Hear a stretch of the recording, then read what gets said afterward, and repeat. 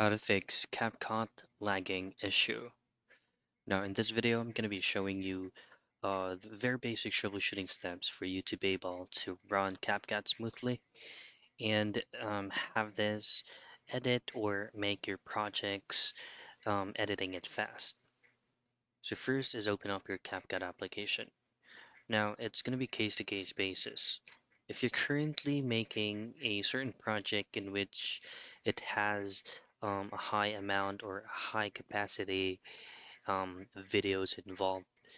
For example, you're trying to edit videos from your GoPro, like 4K or 8K videos, it will actually serve as into a laggy project.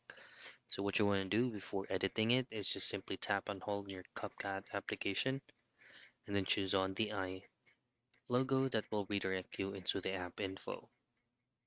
From here, just simply scroll down a bit and then under usage, just choose on storage. Now this method is we will be doing an offload into these applications so that it will clear cache, it will clear data and all unnecessary files that has been stored into your CapCut application. Now make sure to comply both of these two options, which is going to be the clear data and clear cache, and then try to re-edit the current project that you're trying to do. And that is how you fix CapCut log or lagging issues.